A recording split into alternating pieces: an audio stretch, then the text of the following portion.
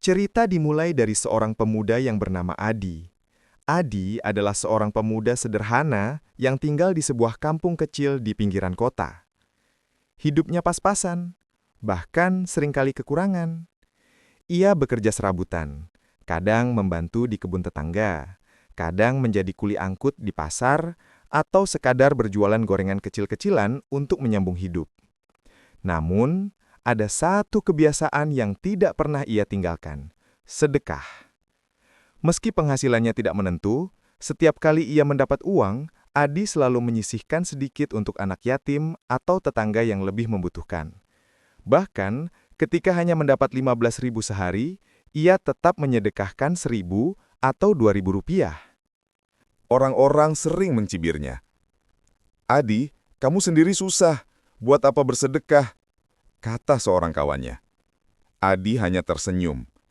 "Saya percaya, rezeki itu datang dari Allah, bukan dari hitungan kita." Cobaan hidup. Suatu ketika, Adi mengalami masa-masa yang sangat sulit. Usaha gorengannya bangkrut, dan ia hampir tidak punya apa-apa untuk dimakan. Pada hari itu, seorang anak yatim datang mengetuk pintunya meminta sedikit makanan. Adi melihat hanya ada sepotong roti basi di rumahnya. Dengan ikhlas, ia tetap memberikan roti itu kepada si anak. Malamnya, perut Adi lapar. Namun, ia tidur dengan hati tenang karena merasa bisa membantu orang lain. Titik balik. Beberapa hari kemudian, saat Adi mencoba mencari kerja di kota, ia bertemu dengan seorang pria tua yang kehilangan dompetnya. Banyak orang tidak peduli, tapi Adi menolong pria itu hingga dompetnya ditemukan.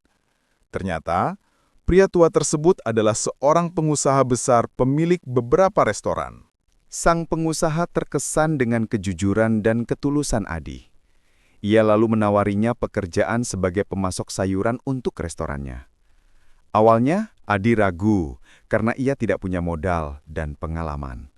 Tetapi pengusaha itu berkata, "Saya percaya padamu. Ambil ini sebagai modal, jalankan dengan jujur. Rezeki itu akan datang jika kamu amanah." Rezeki mengalir. Adi memulai usaha kecilnya sebagai pemasok sayuran. Dengan kerja keras dan kejujuran, usahanya cepat berkembang. Pesanan terus bertambah, bukan hanya dari restoran itu, tapi juga dari hotel dan pasar modern.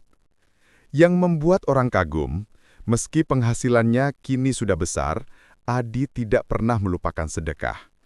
Ia membangun rumah untuk anak-anak yatim, membantu membiayai sekolah anak kurang mampu, dan selalu hadir ketika ada warga yang kesulitan. Kaya yang sebenarnya, dalam waktu beberapa tahun, Adi yang dulu sering kelaparan kini menjadi seorang pengusaha sukses dan dermawan.